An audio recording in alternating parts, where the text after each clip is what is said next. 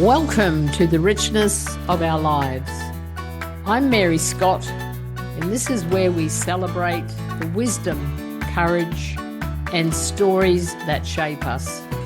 Every 2 weeks, I sit down with entrepreneurs, coaches, and remarkable people who've walked through fire and come out transformed. This isn't just about success, it's about the richness of the human experience. So grab a cup of tea, settle in, and let's dive deep. Welcome to the Richness of Our Lives podcast.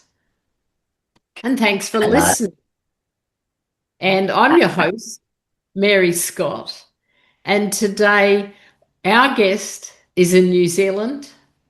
She is, well, apart from being very remarkable, she's an entrepreneur, an author, a radio broadcaster, a podcaster. My goodness, the list goes on. Please welcome Jane Forkert. Jane, hello. Oh, hello. I can say hello now, not in the middle of your intro. It's all right. It's fun. I think that says something about the anticipation of, talking to each other. And I've had the privilege of speaking with you before, and that's always a good thing because you are multi-talented. And, I was a bit unsure where to start, but the other thing I didn't mention is that you're quite the animal communicator. Tell us about that. Yeah, well, about 2006, I think it was, I was standing in Whitcoul's bookshop in Hamilton, New Zealand, and my boys, I got 3 sons, and they were choosing books. So I was just waiting for them to, do their thing. And I just glanced down and saw this book called Healing Horses by Margaret Coates, and I picked it up and just started reading for something to do while I was waiting, and I couldn't put it down. Like, I just knew, even though it wasn't really in my budget to buy, I just knew I had to buy that book. So I got it, went home, just read it cover to cover, and then I was doing massage wherever we lived. I had a little room set up to do massage for extra money. So I was doing massage and doing a bit of healing and stuff like that. And I thought, God, I can do this. So I think I think not long after, or around the same time, I started volunteering at Riding for the Disabled. And we used to have it out at the Waikato Equestrian Centre. And because I could ride, I did quite a bit of back riding for the disabled kids and for the ones that couldn't ride by themselves. And then Dina Wells, who ran it, was an amazing woman, and she allowed me to practice this healing with the horses, and then it just sort of went from there. And I was at a party, and one of the hosts was actually the editor of the Cambridge Edition, a local paper, and was looking for stories. And we were just standing there chatting. I didn't know who he was.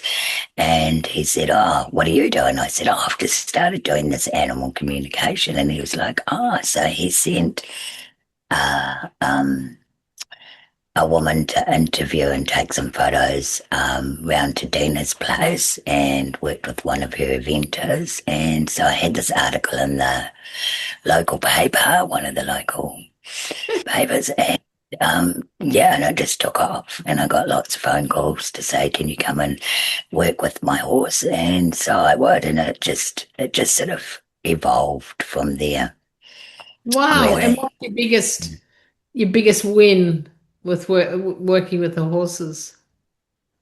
Have you got Uh, a? there's there's a lot. There's one story that I always tell, and it really just to show how quickly it works and how effective it is. And um, he was out the back of Te Poki and on the east coast of the North Island, and um, he was a big chestnut, lovely liver chestnut gelding called Chocolat. And anyway, The name sort of annoyed me when I was going out there because I always sort of start picking stuff up, when I'm even before I start. Got out there, and this horse, sometimes I can really pick up the intonation of the animal, and this horse just talked like an average Kiwi farmer. And these people, they weren't really farming people. They had a block of land and, doing quite well. But um, anyway, I said to them, look, this horse does not like his name. And he was quite bolshy because he was hand reared and they had two other mares and he used to boss them around a lot and throw his head a bit. And anyway, so they took everything that I said on board and I can't remember what else I said. And they also said that the person that they brought him off was a typical Kiwi farmer. So, um, yeah, he'd just taken on, and this horse was like, this name is way too flash for me. I want my old name back, which was like Fred or something like that. So anyway, they were amazing, and this is the thing. It's really I can give the information, but it's up to the people to follow through and take action, and that's where the real magic happens. And though in doing the animal communication, the animal is seen and heard, and that in itself can be huge benefit. But anyway, they rang me that night and they said, oh my God, you won't believe this. We brought them up to the yard to feed. They had this sort of concrete area they'd feed their horses. And they said usually he barges in and feeds first and leaves whatever's left for the mares. They said he stood back and he let the mares feed first. Wow. And then, so his whole attitude had changed because he felt seen and heard. He was back to himself. And yeah, on that ride, he also showed me an image of him sliding down the hill. And he had a sort of a crick in his neck and this is what was causing the head throwing, I think. And she said, oh my God, I saw that. I was just staring out the window, saw him on the side of a hill, and all of a sudden he just disappeared. So Oh my God. it was really I nice was to have that thinking, confirmation. wow. I was thinking Yeah. something else when you first said, wow, gee. So it's powerful, isn't it? And I think what stands out, because I've had a previous guest in here with, remarkable talent around animals and communication. But so a lot of us are missing out. I imagine that we all can have this gift if we just slow down and take the time to listen to ourselves and our animals, really. Yeah, another client that jumps out just recent, and only because she contacted me recently. I hadn't heard from her for about 18 months, 2 years.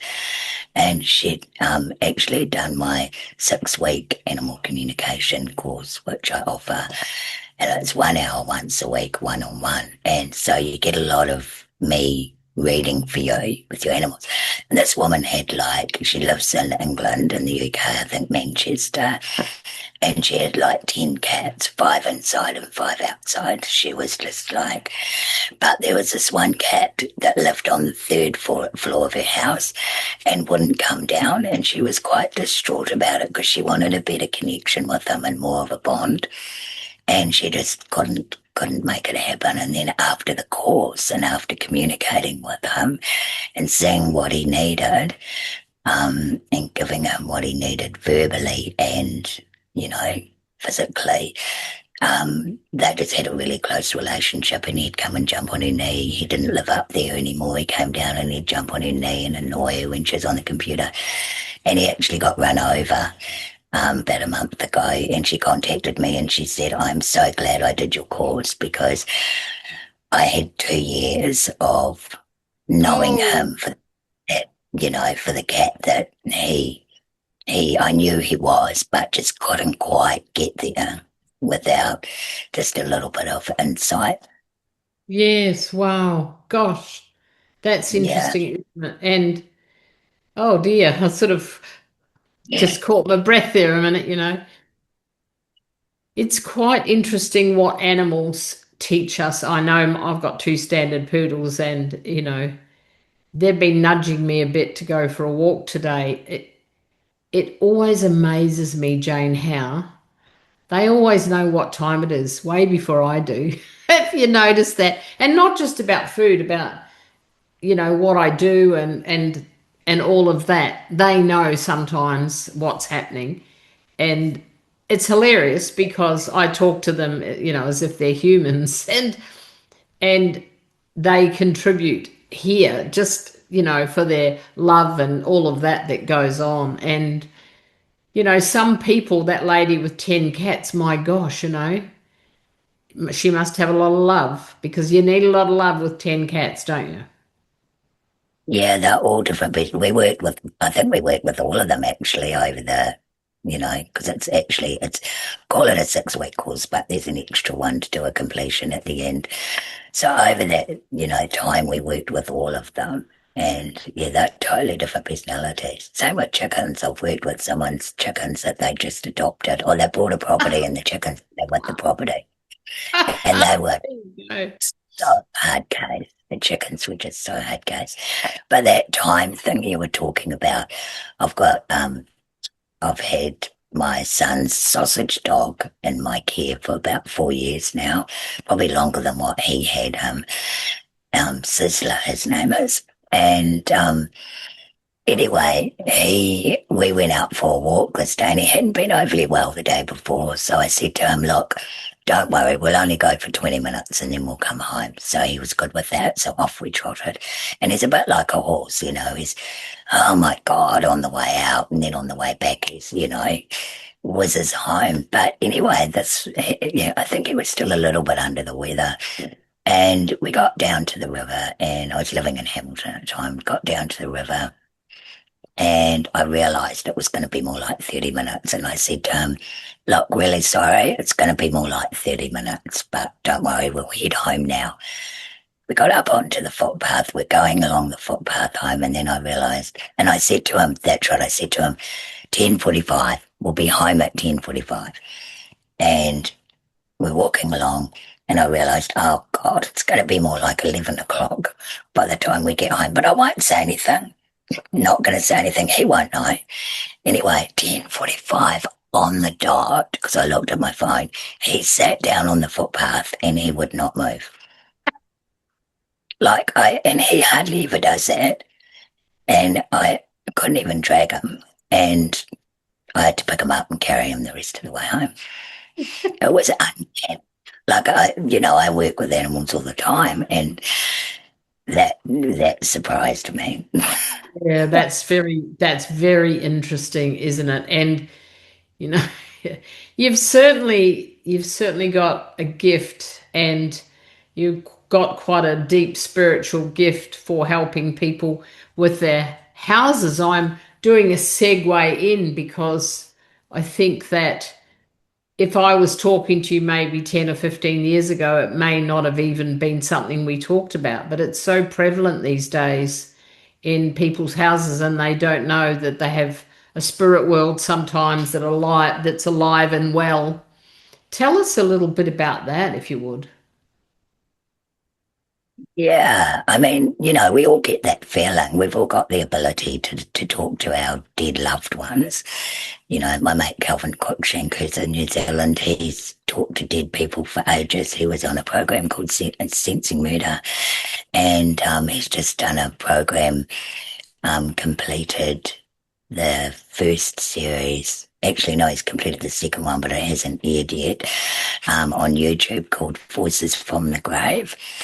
And yeah, so him and a couple other mediums and an ex-detective from Jacksonville, Karen Smith, and a woman, Lisa, who's a director producer, who's Karen's partner, and they're making this amazing series. Anyway, Calvin talks all the time in his shows about everybody has the ability, We switch the radio on and there's a song that reminds us of our dad or whatever, or our mum, and they're usually there. It's their signal that they're around, and want you to know it.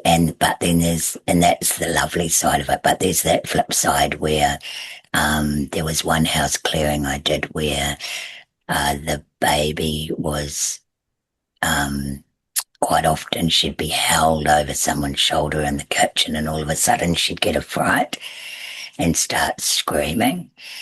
And then I'd put her to sleep and she'd start screaming. And actually my oldest boy used to do that too. At the same time, every night he'd start screaming and we had to come and have a spirit cleared out of his bedroom. But, yeah, so, we all have that gut feeling that there's something there, but we don't know what it is, but it just doesn't feel right. And we get that leaping sensation in our stomach. And quite often it's a person that's passed over and hasn't actually gone to where they're meant to go. And they sort of get stuck in between. That's how I look at it. And they just need a little bit of help to go home, to go back to where they're meant to be, where they came from, whatever dimension out there that they came from.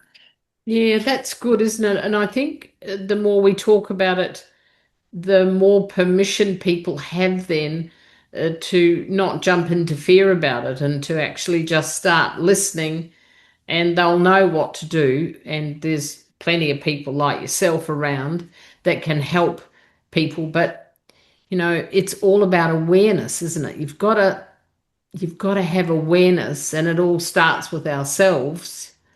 And that's why you're so talented with all of this. It's because your awareness and you've worked on yourself. You're a keen personal development person like myself. And you've also got a podcast, Hearts Locked Up. How did that all come about, Jane? Yeah, just to say too, with the house clearing, I work with the archangels, so I really just facilitate it. It's not like me doing No. it. It's it's all down to them, and they do what they need to do to take them over, and And they that's a good can, differentiation. Thank you. Yes, I appreciate that.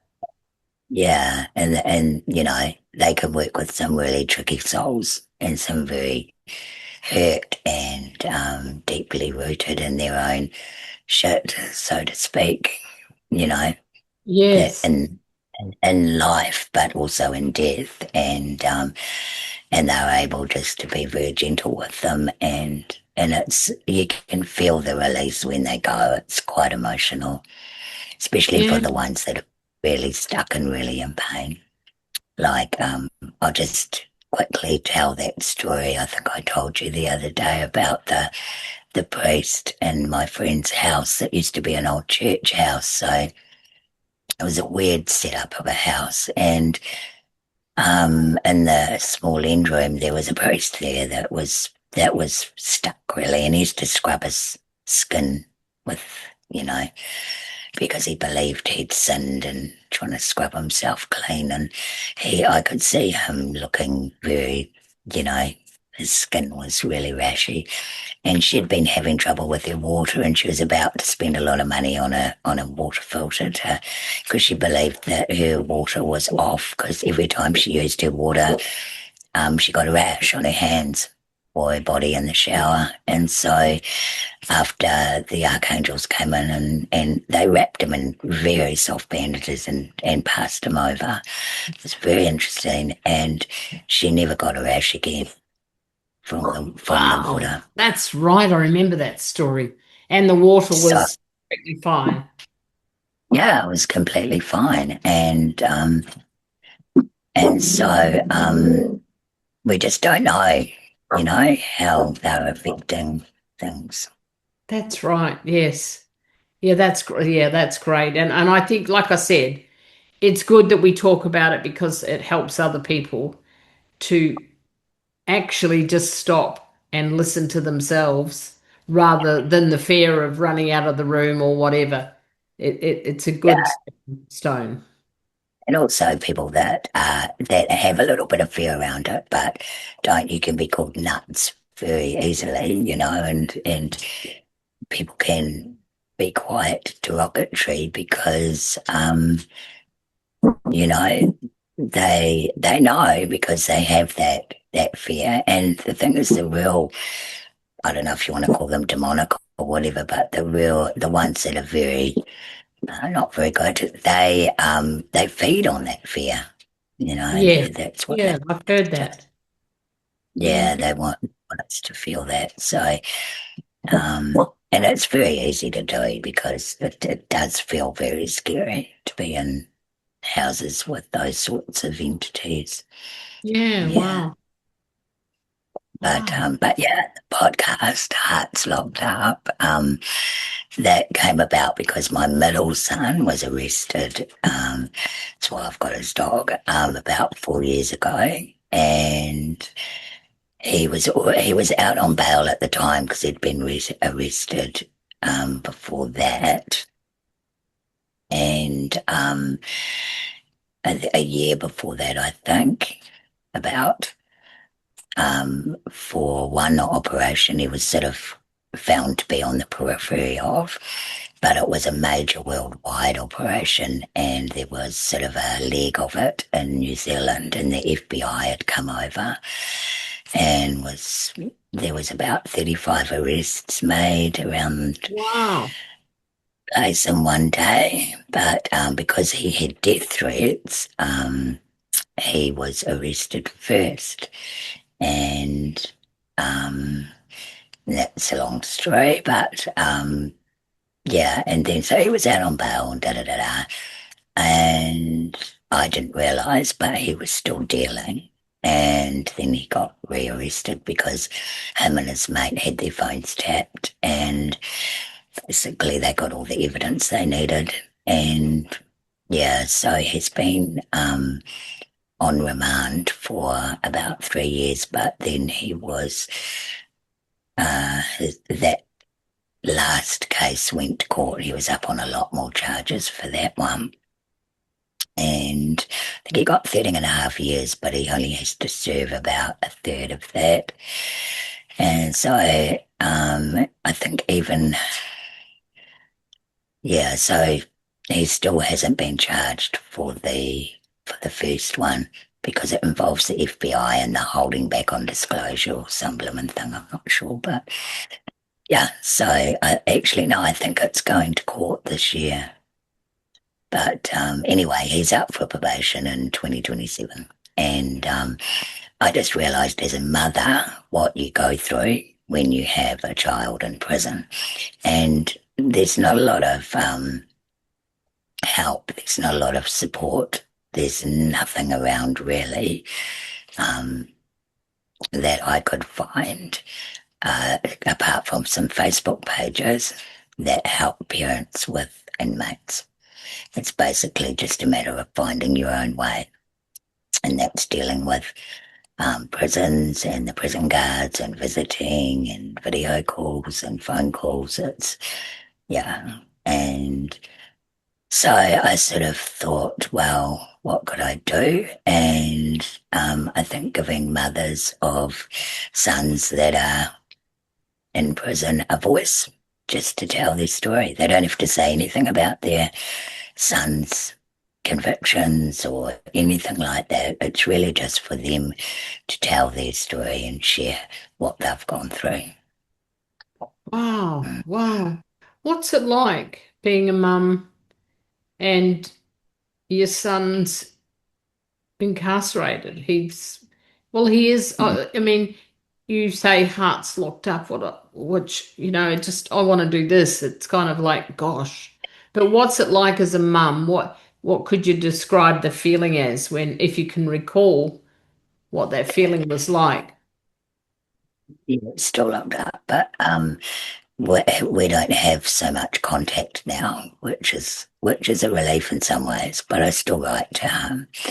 But for the first 2.5 years, it was very full on, and it's an interesting process because you question your own parenting skills, or you question everything you did as a mother. Did I Should I have encouraged him to stay in hockey? You know, he could have been a famous hockey player, and that would have satisfied his Yes. egoic need. Sent him there, Um, should I have done this? Should I have put a stop to that? So yeah, there's a lot of questioning your own um validity and what choices as a parent really. Yeah. Mm. And then there's fear that comes up because you know who they're locked up with. They're locked up with guys that are basically on methamphetamine all the time because the drug trade in prison is just as much as it is in the outside world. So they're either on it or coming down off it. And they're dangerous. And they're gangs, and he's not gang affiliated. But the one thing that saves him is he's got quite high points because of his drug charges, and that's seen as a little bit of status. So that's one thing Okay. in his favour. Yeah, Yes. and now Well, he's in a prison now, which I think is lower security. He was in Mount Eden for a while, which that would have been dreadful. And he was in Spring Hill, which isn't a great prison. It's up by Auckland. He's in Waikaria, which is a better prison, which is in the Waikato. But the one he's in now is actually, I think it's smaller.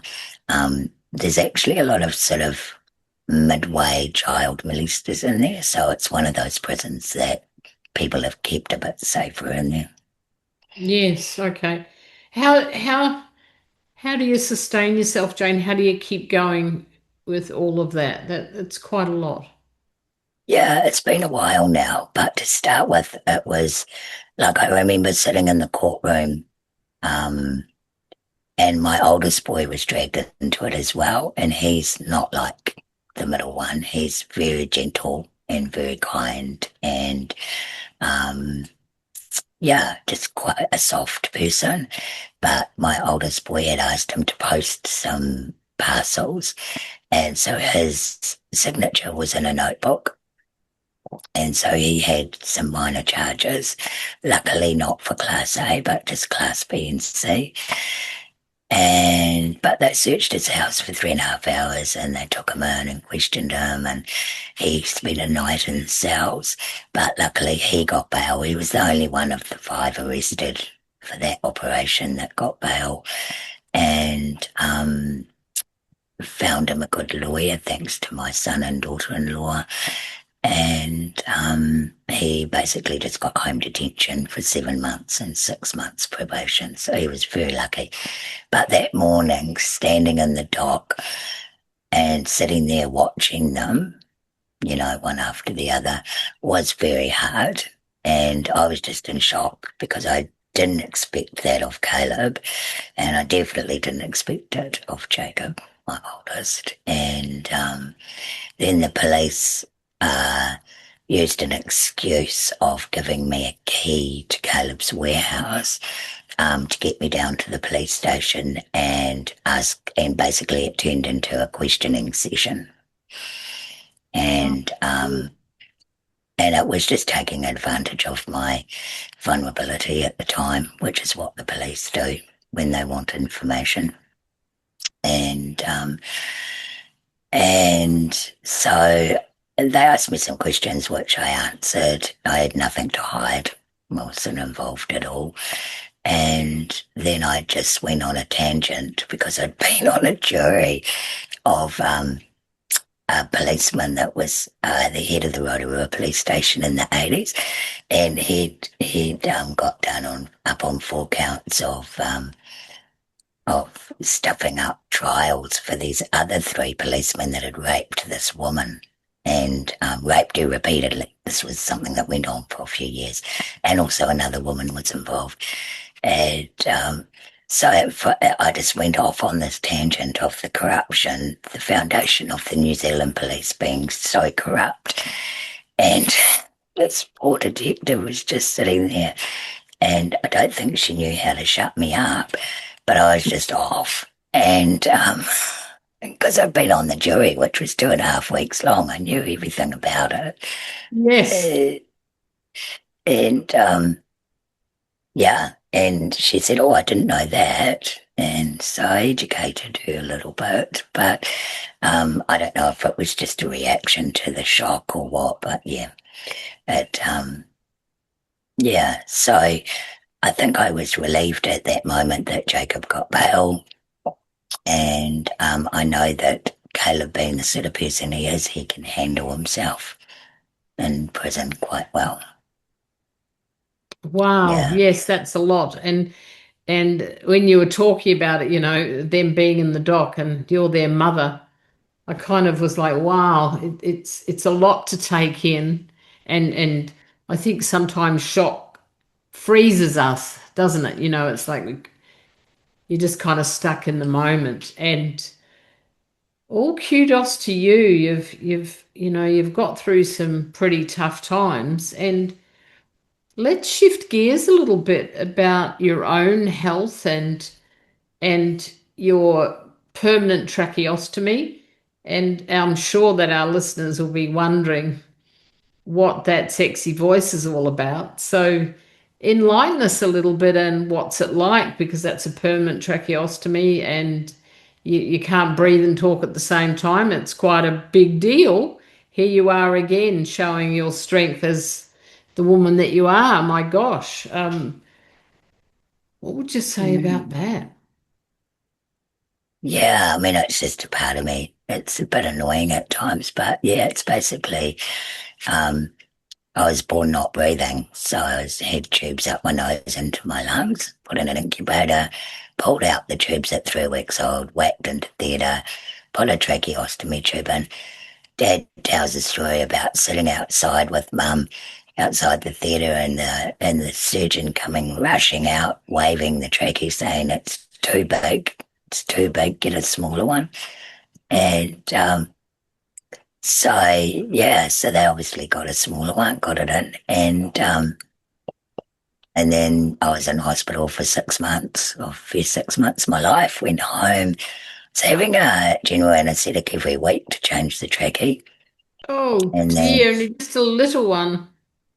yeah, and then at 9 months old when I was home, and everyone had to wear a mask and gown when they visited me. It was pretty full on, and then that all dropped away eventually, I'd say, and I think I had the first baby monitor, a friend of mum and dad's, and I actually got to know his son later on too, Paul Vickery. But yeah, so Jim Vickery made me a intercom thing. They called it an intercom, but it was probably the New Zealand's first baby monitor. And it was this Yeah. big box that sat on the bench and a little one on above my cot. And um, Mum heard this gurgling, rushed in, and I'd pulled the tube out and it was sitting on my chest. And she panicked and just shoved it back in. And then they realised, oh, we don't have to do an anaesthetic to change the tube anymore. So from there on in, I just went to the Waikato Hospital every Wednesday morning for the first 10 years of my life. And they changed the tube. And then after that, I went to school at 10. So Dad did it from there on in. And then at 15, into my 15th year, they took the trachea out because it was at my insistence. I could breathe quite normally without it, sleep with it blocked off. And so they took it out. I had a lovely few years of learning to swim and being normal. And then at 18, my throat started closing up, so they had to put it back in. And at that stage, I met Randall Morton at Green Lane Hospital, who said, I'm going overseas. When I get back, I'll get hold of you and we'll just whip this out and you'll be right as rain. So, uh, yeah, Oh my God. he gave it a good crack when he got back, but yeah, no, it didn't work. He wrecked it more, Oh scarred, dear. scarred my, Expectation and that let down and oh yeah, my gosh. Wow. You've certainly been through the mill and you've had other scares, your yeah, bacterial meningitis. I mean, gosh, Jane, there's lots in here to write this massive book, isn't there, that would go on and on and on. And so yeah, so I did that and said had loads of surgery for about a year afterwards. But I basically bought a horse and rode because they don't offer counselling or anything back then in 1987. And yeah, and then worked at Crippled Children's Society, which became CCS, and then got pregnant with my first son. But then in 2002, they decided to try laser surgery again, and a lovely surgeon at Waikato Hospital, Theo Gregor, he tried doing laser surgery with a drug called mitomycin C that stopped scarring. But after about 5 or 6 and 14 months, my throat closed up, so I didn't actually speak for 8 months. And I had two boys at primary and one at intermediate, and one of them was playing hockey for Waikato. The other two were playing sports as well, and so it was pretty full on. It was like I couldn't speak at all, and I couldn't even say, "What do you want on your toast?" or "Have you got How your did hockey you manage sticks?" that? How did you manage that, Jane? No, I remember Calvin coming to visit me, and he was quite worried. He was quite concerned that I was getting quite depressed, but I think it was just my way of coping. I just sort of got a bit inverted, and yeah, but yeah, ACC bought me a laptop, and yeah, I just kept going. My oldest has got it lip reading, so that helped. And then didn't have anything else, and basically, um, yeah. And then last year in August, got bacterial meningitis while I was on air doing my radio show on Raglan Community Radio. My brain fell out of my head, and I was interviewing this girl. And luckily, one of the DJs was driving around with his wife listening to the show, and he called the station manager. He said, "Something's wrong with Jane, you better go in." And he came in, Aaron came in and called an ambulance, and I went to hospital and just about died the next morning. Yeah. Oh my And gosh, like you're speaking about, I'm just listening to how you're speaking about it. I mean, you're so, what's the word, well versed in all of these things that, like 20 years as a nurse, I'm just sitting here going, you know, potentially death, death at death's door. I mean, that bacterial meningitis is right up there, isn't it? I mean, you're speaking about it because you've been through so much. You've just picked yourself up and gone on and picked yourself up and gone on. You're just an inspiration, really. well, yeah, and then when I had that, I was in there, so they did a lot of tests and scans and things, and they found a leaky mitral valve in my heart. So then it was quite leaky, and I had to be on diuretics because my lungs kept filling up with fluid. And they did surgery in February. At the beginning of February this year, I had open heart surgery. And so, yeah, just getting back on my feet from that, really. Amazing. Amazing. It's Yeah, mind-boggling. And I mean, you're a well, woman making her way. Well, I just was pausing for a minute because I think you are remarkable. I guess that for you, it means you just keep going, but I think it's worth a pause because some of us can learn about the deep resilience that you have. And you must model this for your listeners on your station and like all around the place.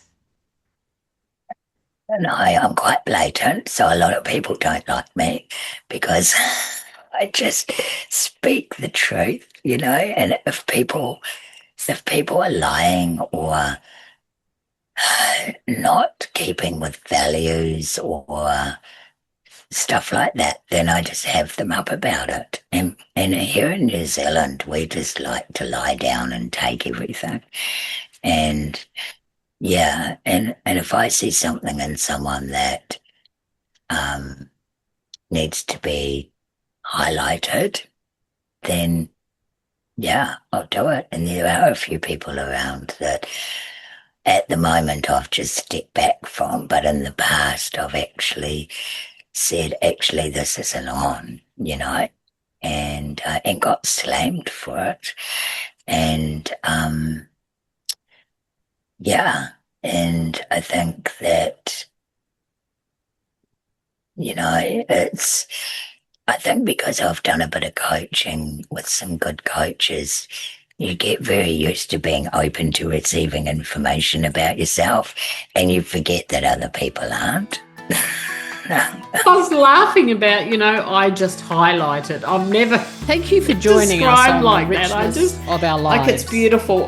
If today's I love conversation that you just straight up and stirred down. something in That's you, what, I'd love that's what to I hear liked about about it. you right from the beginning. with When I me met you, on which social isn't that media. long ago, but Leave a review. it's refreshing, or share this Jane. episode It's with so someone refreshing who needs to hear it. because And if there's you are so ready much to white step into noise your out own there, and bold there's so journey, much join our between vibrant chess squad. communication We that meet gets weekly for coaching it all and connection. muddled up and Until next misconstrued time, and misunderstood. continue to embrace And, the richness of you your know, life. I'm Mary everything Scott, you've been through, and I'll and see you in yet 2 weeks. you've taken the time over years to meditate. You're a big Vipassana woman, and it, everything you're saying is like, how on earth for your first Vipassana did you manage to stay there? Because you would have had so much. And I It was know when I did Vipassana the first time, I was like, what's that noise? And I realized it was all a noise in my head. I laugh about it now. I was like, what a silly thing to say, what's that noise? But can you relate to what I'm saying? Yeah, because I did my first one in Melbourne, and it was the first time I'd ever been out of New Zealand. And um, there was just a lot of Australian women around, and they're quite noisy, like I remember on Meta Day when you were allowed to talk, it was just so noisy. I had to go back to my room. But um, yeah, it was interesting.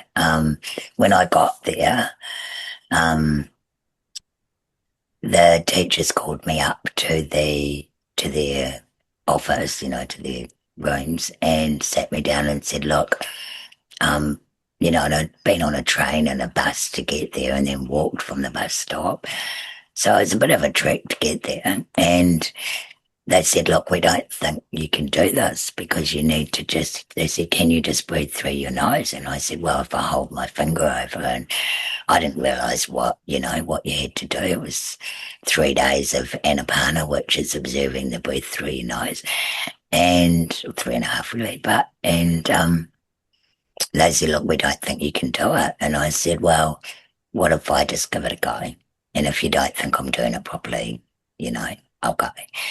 And so I had to go and see them every day at lunchtime for the first 3 or 4 days. And it turned out that I actually probably went quite deep quite quick because I didn't hold my finger over my neck to make the air come in and out. I just did it without it. So the air was so sort of sparse and soft that I had to really focus on feeling it. Yes, So yes, you would have. I understand. I understand what you're saying. That in itself's quite remarkable, isn't it? It would take a lot of focus and yeah, I suppose because the environment's set up to support that. I'm not saying it would have made it easier because I know it doesn't. But um, oh wow. Do you know when we talked about Vipassana the other day, it never occurred to me about paying attention to your breath in and out of your nose. Yeah. You just keep yeah, you just keep breaking through barriers. That's what I was just thinking, breaking through this one, that one, next one. And you feel quite deeply about service, I think, given your life. Is that a fair thing for me to say that service is really important to you? Giving service? yes. I think that's where I feel less an ego, because I'm quite aware when we're either an ego or we're in our hearts. And so I feel less an ego when I'm in service. So, and when you're thinking about, serving someone else for their highest good, and you must feel that too, because you're you're chair squatting people all the time. So you must feel it too. But yeah, I realized that even if you're just having a cuppa with a friend, if you choose to be in service before you go and sit down with them, then you're not going to sit there and hammer them with your crap if it's not a space that they can handle. And you're going to just sit there and be a good listener if that's what they need. So, but if they're okay with that and you need to get something off your chest, then that's what will happen. You're not sort of trying to control the situation and control the conversation. So if you choose to be in service, then, it just makes all the difference. Oh, I love what you're saying there. It's preparation before the fact, isn't it? You actually prepare. You're it's very intentional. That's a better word. It's very intentional before you Yeah. go that you're aware of this could be a position of service and those days come and go, but the thing is that most of the time, I'm saying that, I wonder if that's true, that we're not fully aware, let alone being intentional like you are. It's a lovely thing that you're saying. I love the differentiation. It's a real pause moment, isn't it? Yeah. And, there's that thing that floats around. We're either in service or we're making it about ourselves. I'm not sure where that came from. I heard it from a coach that I had, but I'm not sure where he got it from. He would probably got it from a book somewhere, but Probably. maybe Robert Fritz, maybe, I'm not sure, but yeah, yeah, that's the thing. We're either in our hearts or our egos, so we're either in service or we're either making it about ourselves. Yeah, And that's right. That whole egoic thing is quite the contrast from service, isn't it? and I've struggled with that because I'm an only child. And I've been a sick only child. A lot of childhood. I discovered quite early on that my mother was really, really nice when I was sick or in hospital. So I made that happen quite a bit during childhood because she could be a complete bitch at times and not very nice. And even as an adult, not very nice. And so, yeah, it's, yeah, the power of the mind and doing what you need to do to keep yourself safe as a child is quite, yeah, quite strong. Yes, wow. We're getting close to, I mean, I've got two things running at the moment. We're getting close to ending, and then there's a whole story there. And so I'm going to leave that there Yeah, because I think what you're saying is important and maybe for another day. Is there anything that you would like to say that if someone's listening today that might have similar, they might have a son in prison, they might be estranged from their children, they might just be having a lousy day. Is there one thing that you could take from all your amazing experiences, one phrase or something that keeps your belief high in you? Because you are right up there every day with your attitude. It's very cool that you could share with the listeners. yeah, I think you've just got to realize that it's going to be a roller coaster. Whatever you do, you can have the best coach in the world or you can have all the money in the world, you can have the best job, the best husband or whatever. It's still going to be a roller coaster because that's what life is. And it is a little bit about equanimity, like, Vipassana says, two wings of the bird, awareness and equanimity, where we don't react to the things that are happening. And Mm. I know Eckhart Tolle talks about that too. So, I mean, I've got this quickly, I've got another story about that just popped into my head. So maybe I meant to say it, because there might be some listeners that are having some crap happen at the moment. The world is a difficult place for a lot of people. And so years and years ago, I'd started a degree at university and anyway, didn't have any boys at home, but I was still getting family support. Just before that, I did have boys at home, and I was getting family support for one of them, and he was working, but he wasn't paying me board, and I was paying for his food and rent and power and everything. So I took the family support to help pay for that. And then I decided to start a degree, and they left home. And then I was getting letters from Inland Revenue saying, you owe us $2,500 in child support because your son has been working and you've still been receiving it. And I just didn't react. I didn't get angry. I didn't get shitty. I just didn't react. And I had an open fire in this little place I was in, and I just chucked in the fire every time, but didn't react. And then I got a letter saying, oh, you didn't put in a tax return in 2008. So I did that. I jumped through the hoops. I took action on what they wanted me to do, then chucked the letter in the fire. Didn't react, didn't get angry because I was busy studying. And then there was something else they wanted me to do too, and so I did that, and I talked to someone on the phone about it. Oh, they wanted me to put in a thing saying about my finances, my income and everything. And when I told this woman on the phone, she said, oh, you can just pay back $10 a week. And I was like, okay. Didn't get angry or anything. I was seeing a guy in Auckland. I went up to see him, came back, went to the supermarket, thought, shoot, I better just get some cash out because I don't know how much money I've got to go to the supermarket and get some groceries. Went to the cash flow and I had like $660 had appeared in my account. And it was like 3 different lots from Inland Revenue. So they'd scrapped my $2,500 and given me $660.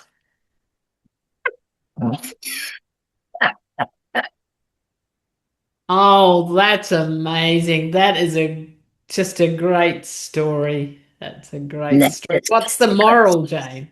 What's the moral to the story? Equanimity. Don't get angry. Don't buy into the bullshit, you know? Yes. Yeah. That's Just go, fabulous. okay, that's happening. We'll take action when we need to, but we won't attach to the emotion of it. Beautiful. We'll end it there, Jane. Thank you so much. You bring such a richness, and it is the richness of our lives, and you're it today. And thank you so much for your time. Thank you. Thank you very much. And yeah, if anyone's interested in learning animal communication, if you want to connect better with your animals, then yeah, more than happy to have a chat about it. That's lovely. We will put all that on the bottom of this recording, and people can reach out to you, Jane. Thank you again. And also, if you're a mother of someone in prison, again, yeah, Yes. son or daughter, because I'm going to do daughters next. So, yeah.